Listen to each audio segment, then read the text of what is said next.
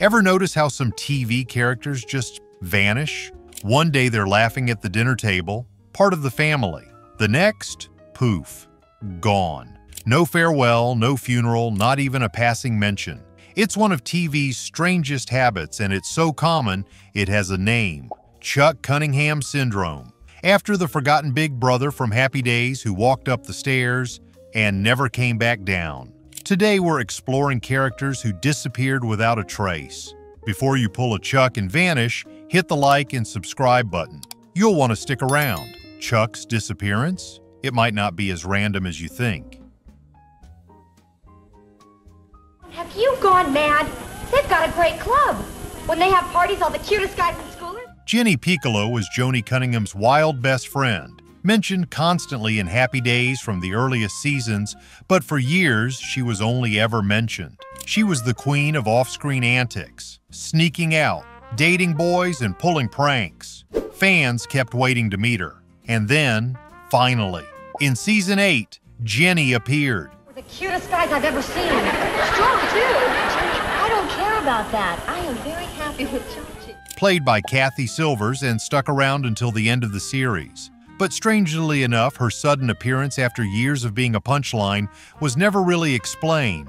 Then just as quickly, she disappeared again from the franchise with no mention in later spin-offs or reunions. Behind the scenes, her introduction was a response to the departure of Joni's character when she left for Joni Loves Chachi. Once that show flopped, Jenny stuck around a bit longer, then faded quietly away just like she arrived.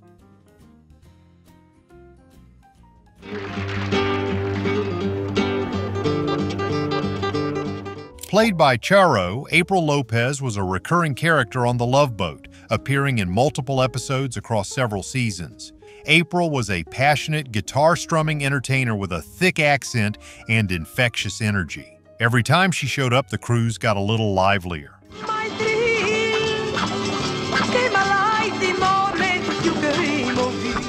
But then, no explanation, no farewell voyage, April just stopped appearing. Unlike other guest characters who rotated in and out, April was shaping up to be more of a series regular. Her sudden absence was never addressed on screen.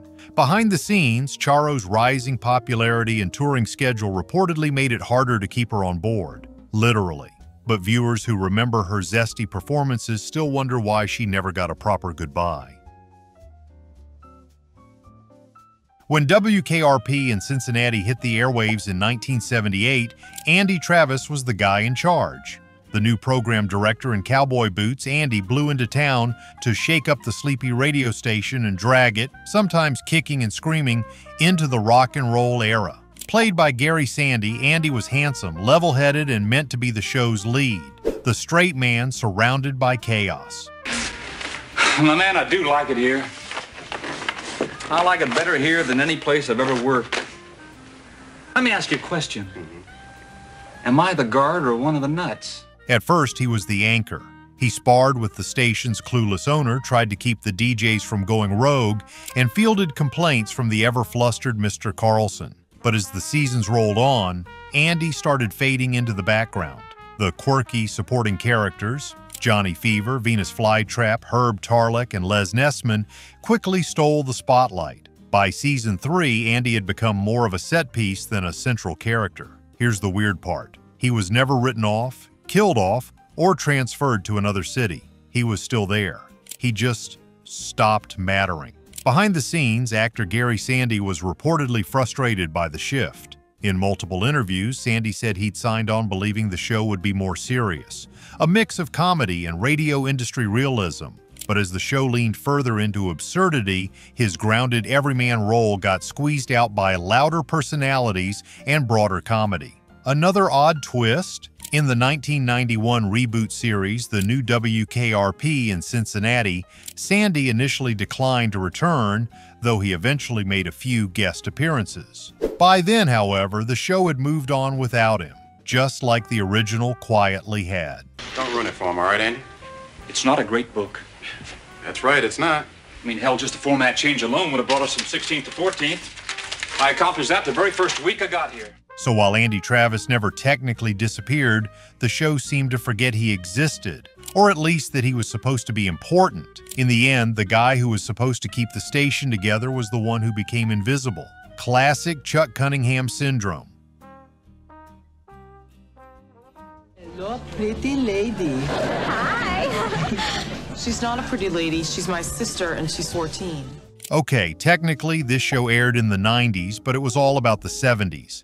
If you blinked during season 1 of that 70s show, you might have missed one of the most confusing disappearances in sitcom history, Tina Pinciotti. Tina, played by Amanda Fuller, showed up in just one episode as Donna Pinciotti's little sister.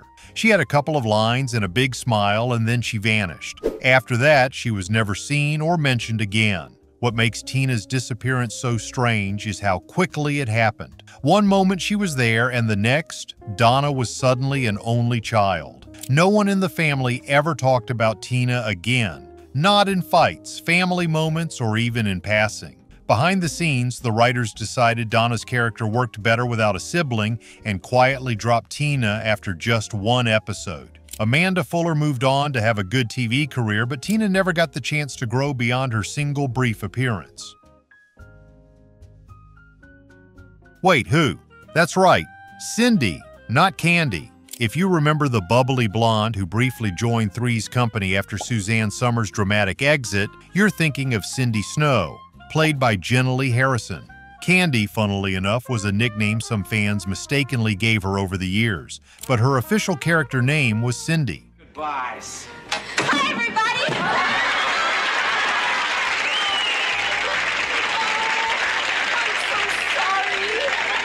I'm so sorry, Jack. I did it again. Cindy, you know what you've done? Yeah, I forgot to look before I opened the door. Cindy was introduced as Chrissy Snow's sweet but clumsy cousin. After Chrissy was written out due to contract disputes with Summers, the producers needed someone who could carry on the lovable blonde energy without copying it outright. So in came Cindy, well-meaning, awkward, and always accidentally knocking something over. She brought her own charm to the show and even had some memorable storylines. But let's be honest, she was a transition character, and the writers treated her like one. After a season and a half, Cindy was suddenly gone. No heartfelt goodbye, no explanation from the roommates, not even a passing line. The show simply moved on. Again, enter Terry Alden, the new permanent third roommate. And Cindy? She might as well have tripped off into the sitcom void. Fun fact, Jenna Lee Harrison's time on the show overlapped with major cast tension behind the scenes. She later said in interviews that walking onto the Three's Company set during that era felt like stepping into a minefield of egos. Suzanne Summers was being filmed separately, Joyce DeWitt wasn't happy, and John Ritter was stuck in the middle. Yet somehow the show kept delivering laughs. For fans who weren't reading the trades, Cindy's disappearance felt sudden. But it was classic Chuck Cunningham Syndrome, when a character gets quietly shuffled out of the sitcom deck with no trace left behind. Still, for a brief moment, Cindy was part of the magic, and some viewers still remember her knockabout charm.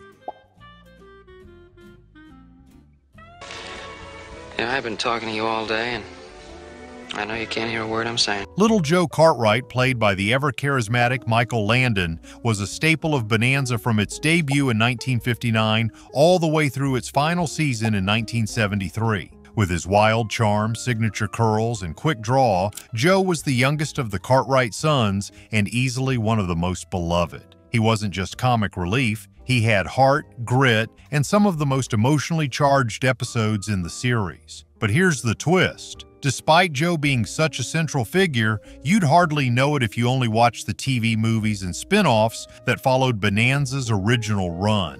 In the 1988 sequel Bonanza, The Next Generation, and even later follow-ups, Little Joe was either absent or barely mentioned at all. So what happened? By the time Bonanza wrapped, Michael Landon had become a creative powerhouse in his own right. He quickly pivoted to his next major project, Little House on the Prairie, where he not only starred as Charles Ingalls but also wrote, produced, and directed episodes. In a way, Landon became too big for the Bonanza franchise, and as a result, later projects steered clear of Little Joe entirely. perhaps to avoid competing with Landon's new image. Fun fact: Michael Landon directed more Bonanza episodes than any other cast member and was the youngest actor to have a producing role on a major network series at the time. He even helped write the final Bonanza episode, The Hunter, making him one of the few TV stars of the era with such creative control. So while Little Joe didn't technically vanish during the series, the silence that followed in the franchise's legacy feels like a case of cultural amnesia. For fans who grew up watching Joe's horseback adventures on Sunday nights, his absence in later years still feels like a missing piece of the Ponderosa puzzle.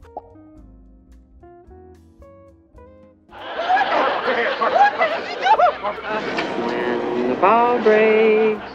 If you watched MASH during its golden years, you'll remember Radar O'Reilly, the soft-spoken company clerk with a teddy bear in one hand and a clipboard in the other. Played by Gary Berghoff, Radar wasn't just a fan favorite, he was the emotional glue of the 4077, with his uncanny ability to sense when helicopters were incoming and his dog-like loyalty to Colonel Blake and later Colonel Potter. Radar embodied the innocence the war hadn't yet claimed.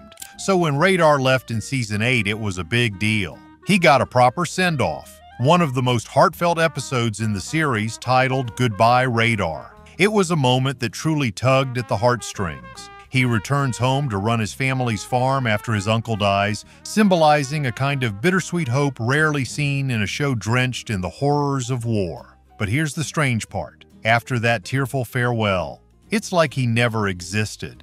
The later seasons of MASH barely mention Radar at all, and in Aftermash, the short-lived spin-off that continued the story of several characters, Radar was completely ignored, as if the teddy bear, the salute, the iconic innocence had all been quietly swept away. Fun fact: Gary Berghoff was the only main cast member to appear in both the MASH movie and the TV series. But by Season 8, Berghoff was struggling with the intense schedule and personal stress. According to co-star Mike Farrell, Berghoff's departure was partly for health and family reasons, though the show never fully filled the emotional void he left behind. Fans often reflect on Radar as the heart of MASH, and many were left baffled by how quickly his absence was papered over. One minute he was the soul of the unit, next thing you know the 4077th acts like he never filed a single report. Call it TV amnesia, or call it classic Chuck Cunningham Syndrome. Either way, Radar O'Reilly deserved better.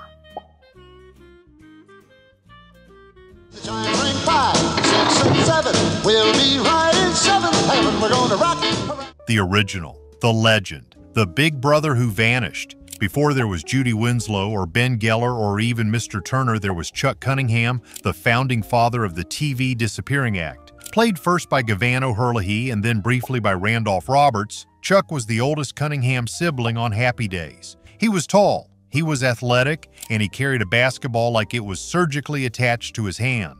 He showed up in Season 1 as Richie's older brother, not a deep character, but still part of the family dynamic. He offered advice, stole food from the fridge, and occasionally loomed in the background with a textbook. By Season 2, he was already showing up less and less. Then, just like that, gone. No goodbye, no going off to college arc, not even a Chuck's visiting grandma in Kenosha line. By Season 3, he was completely erased. The Cunninghams, including parents Howard and Marion, acted like they only ever had two children, Richie and Joni. Here's the wild part. The show didn't just forget about Chuck, it rewrote its own family history. Later seasons actually refer to Richie as the oldest child. That's not lazy writing, that's full-on sitcom gaslighting. But what really happened? Behind the scenes, the producers didn't see Chuck as essential. Happy Days was pivoting to its breakout star. Fonzie leather-jacketed his way into America's heart, and suddenly the show didn't need a basketball-playing big brother in the mix. Chuck became expendable. Gavan O'Herlihy left after Season 1, uninterested in being tied down to a long-term TV gig. Randolph Roberts took over but wasn't given much to work with. The role dwindled and eventually the producers just let him vanish. Pop culture took notice. So much so that Chuck Cunningham Syndrome is now an actual term, used to describe any TV character who disappears without explanation, never to be mentioned again. He is the blueprint. And that's it, 70s and 80s TV characters who vanished like they were never there. Which ones do you still remember coming up on your screen? Or maybe we missed someone who should have made the list. Let us know in the comments. And if you like this nostalgic stroll through some of TV's peculiar disappearing acts, don't forget to like, subscribe, and hit that notification bell. Until next time, stay nostalgic.